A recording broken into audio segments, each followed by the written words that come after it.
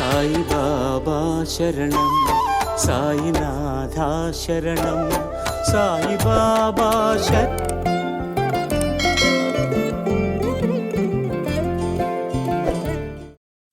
దృష్టిని బట్టి ఆశయాలు, ఆ ఆశయాలకు తగ్గట్టు మనసు వాటి కోసం వెంపర్లాడుతూ ఉంటుంది. మనిషి లోతేమిటో ఆంతర్యమేమిటో పసిగట్టగల సామర్థ్యం లేని మనిషి ఎదుటివారి హావభావాలను బట్టి, మాట తీరుని బట్టి వారి వారి స్థాయిని గ్రహిస్తూ ఉంటాడు. అందుకే అంటూ ఉంటారు, మాటను బట్టి మనిషిని లెక్కగడుతూ ఉంటారు, కానీ నీ మనోగతిని బట్టి గతులను ప్రసాదించేది నీలో కొలువైన భగవంతుడొక్కడే అని. నన్ను నేను తెలుసుకోవాలి అంటే ఏది మార్గం అని అడిగాడు వెనకటికి ఒక శిష్యుడు. అందుకు గురువుగారిచ్చిన సమాధానం, నీ స్థాయిని, నీ ఆర్భాటాలను చూసి లోకం ఎంత నిన్ను గుర్తించి వెంటబడుతున్నా లోకం ఊహించినట్లు అది నిజమా కాదా అని నిజస్థితిని తెలియజేసేది నీ మనస్సాక్షి.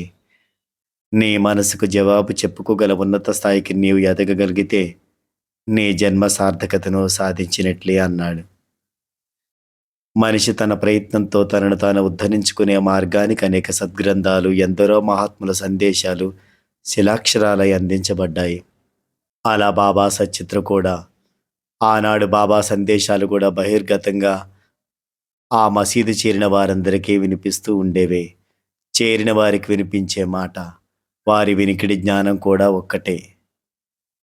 అయినా వారి దృష్టి కేవలం లౌకిక వ్యవహారాలకు పరిమితమైన పాత్రలు కొన్నైతే, ఆ సందేశాలకు అనుగుణంగా అనుసరిస్తూ జన్మను తరింపజేసుకునే ప్రయత్నం చేస్తున్న వారు కొందరు.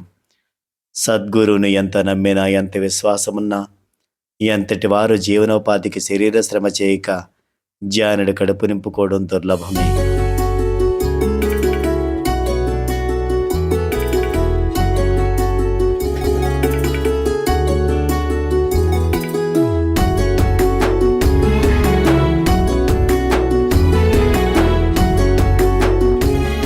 ఆధ్యాత్మికంగా ఎన్ని విషయాలు తెలుసుకున్నా, అనుసరిస్తూ అందుకు అనుగుణంగా మనసును మలుచుకొని ఆచరణకు నోచుకునేదే జన్మఫలం సిద్ధించదు అని సిద్ధి పొందిన ఎందరో భక్తాదుల పాత్రల వలన అర్థం కాగలదు.